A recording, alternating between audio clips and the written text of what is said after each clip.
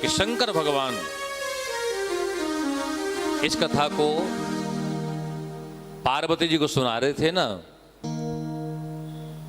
तो देखो ध्यान से सुनो। जब कोई किसी भी कथावाचक की कथा जब कोई श्रोता ध्यान से सुनते हैं ना, तो कथावाचक क्या है हमारा, गुप्त से गुप्त बात भी अथवा अच्छा ही वो प्रयास करता है बढ़िया कथा सुनाने का। तो शंकर भगवान ने क्या देखा कि पार्वती बड़े प्रेम से कथा सुन रही थी, तो ऐसी जो चोरी की कथा भगवान शिव ने आज तक किसी को सुनाई नहीं थी, वो कथा जो है पार्वती को सुनाते शंकर भगवान। ऐसा लिखा है रामचरितमानस में। और हो एक कहूँ निज चोरी, सुन गिर जाते दृढ़ मति तोरे। सुनो गिरिजा, पार्वती आप बड़े प्रेम से कथा सुन रही हो ना, इसलिए मैं तुम्हें बड़ी गुप्त बात बता रहा हूं। क्या कि एक बार हमने चोरी की,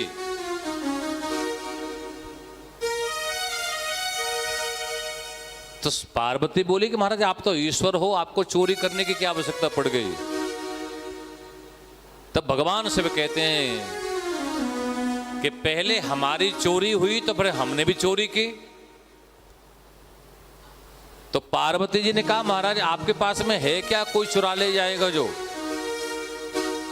तो शंकर भगवान कहते हैं कि मेरे हृदय में हमेशा भगवान का निवास रहता था, लेकिन हुआ क्या, जब भगवान राम का प्रागट्य हुआ तो मैंने क्या देखा कि मेरे हृदय में रहने वाला राम जो है वो अवध में प्रकट हो गया है। तो मेरे हृदय के राम की मानो चोरी हो गई। और एक कहूँ निज चोरी, अथवा तो चोरी की बात ये थी कि काक भुसुंडी संग हम दो, और मनुज रूप जाने नहीं को। हाँ, जब हमने देखा कि अवधवासी भगवान के प्रागट्य का बड़ा आनंद ले रहे थे, तो हमारा भी मन हुआ, तो हम भी पहुंच गए। लेकिन मर्यादाओं के कारण जहां भगवान राम अंतःपुर में विराजमान थे वहां तक हम पहुंच नहीं पा रहे थे। तो फिर हमने क्या किया, एक ज्योतिषी का रूप धारण किया और भुसुंडी जी को हमने अपना चेला बना लिया। अवध के नर नारियों का हम हाथ देखते फिर रहे थे। कुछ नारियों ने जाके माता कौशल्या को बताया कि मैया एक ज्योतिषी जी आए हैं, बड़ा सुंदर हाथ देखते हैं। तो कौशल्या माता ने कहा ज्योतिषी को मेरे पास लेकर के आओ। इस बहाने से शंकर भगवान भुसुंडी जी को लेकर के चले गए और जाकर के भगवान को प्रणाम किया। तो कौशल्या माता ने शंकर भगवान के चरणों में राम जी के सिर को रख दिया कि बाबा आशीर्वाद दो और कुछ इसके भविष्य के बारे में बताओ। तो शंकर भगवान अब जो है राम जी का भविष्य बताने लगे। बड़ी सुंदर कथा है ये कि बालापन जो ल्यों त्यों ल्यों खेले भवन आगे, और होत ही किशोर मुनि कौशिक ले जाएंगे।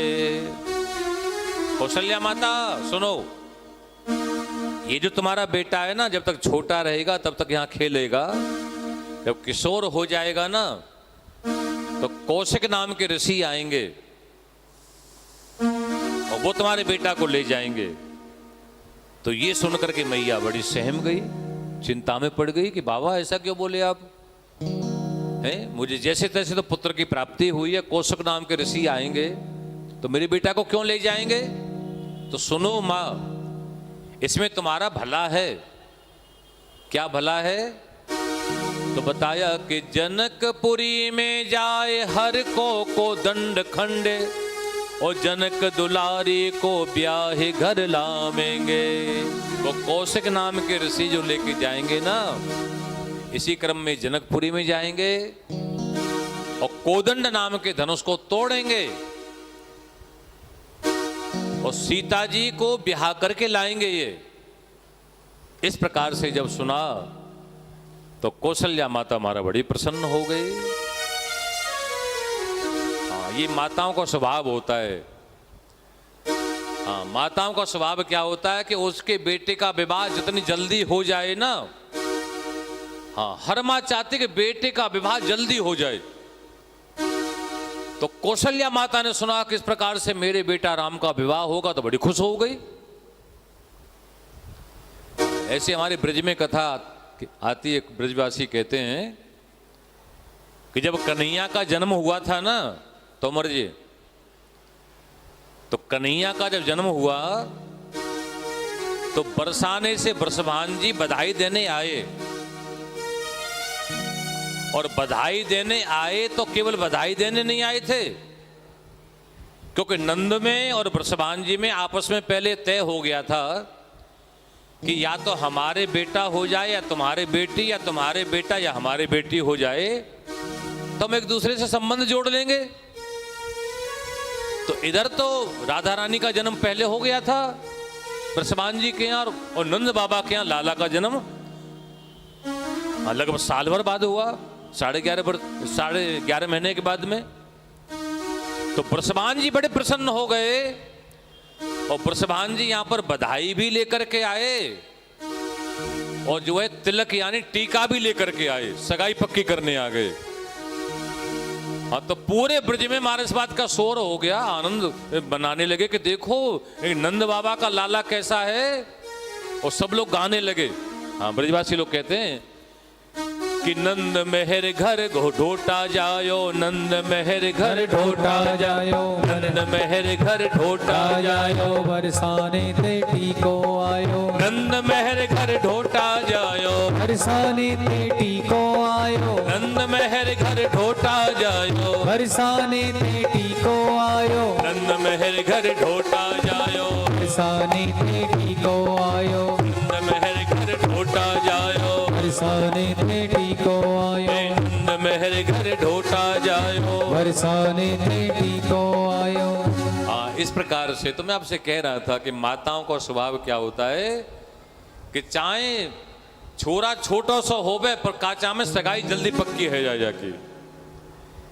इस प्रकार से शंकर भगवान ने बताया, भगवान का दर्शन किया और आगे की बात जब बताने लगे भगवान शिव, फिर आगे तो वनवास की लीला थी ना, तो भगवान ने अपने पैर का अंगुष्ठ भगवान शिव से स्पर्श कराया, वो इशारे से कह दिया कि बाबा अब आगे की बात मैया को मत बताना, नहीं तो मैया को कष्ट होगा।